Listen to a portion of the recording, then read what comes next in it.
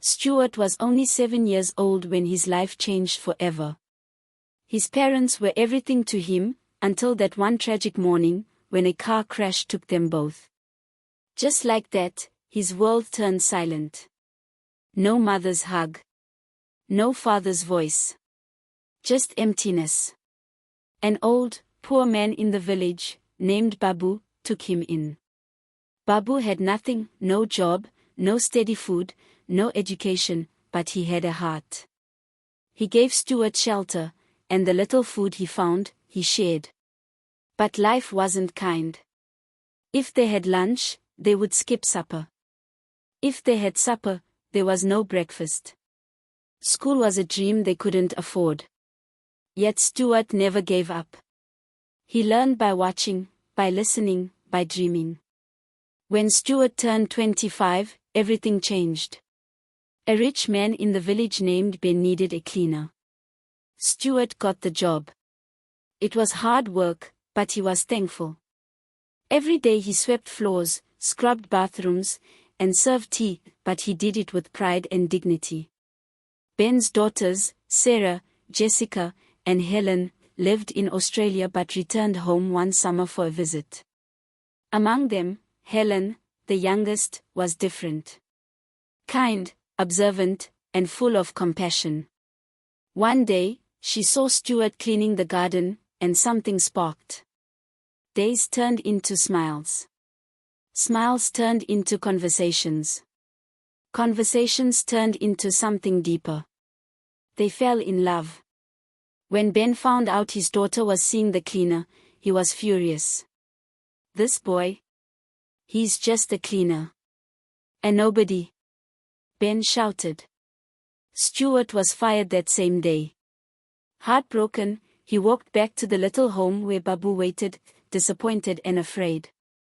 No job. No food. No hope again. Helen was devastated too. Her heart was torn between her family and the boy who made her feel alive. Days passed. Then weeks. One morning, while jogging through the village, Helen saw a young man sitting under a tree. Something about him felt familiar. The next day, she returned, and this time, as he passed by, she whispered, "Stuart." He turned. "Yes, Helen." They froze. In that moment, the world paused. They went to the park nearby and talked, really talked, about what had happened, about what they still felt, and about what might still be possible. Just as they were reconnecting, her phone rang. Her father. Helen returned home with a plan. She didn't ask her father's permission, she took action. She applied for Stuart to study in Australia under a special program. A full scholarship. A fresh start. When she told Stuart, he was overwhelmed. "Why me?" he asked. "Because you deserve to be seen for who you are," she said, "not just where you come from." With tears, hugs, and hope, he flew out. 2 years later, Stuart returned, now a changed man. He wore a tailored suit. Spoke fluent English. Held a degree in business and hospitality. But more than anything, he still carried humility in his heart. Ben, now older and weaker, was in trouble. His business was failing, his health was poor, and his pride was broken. Stuart walked into the compound, not with anger, but with grace. "I'm here to help," Stuart said. "Let me be part of your company. Help you rise again. But only on one condition." Ben raised his eyes slowly. "What condition?" Stuart looked toward the door.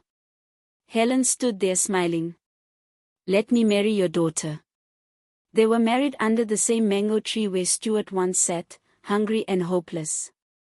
The old man Babu stood proudly at Stuart's side, like the father he never had. As Helen walked down the path in her white dress, Stuart whispered to himself, "I came from nothing, but love, grace, and faith gave me everything." Stuart's story teaches us all. No matter how low life pushes you, God can lift you higher. Love can find you. Where you start doesn't decide where you'll end.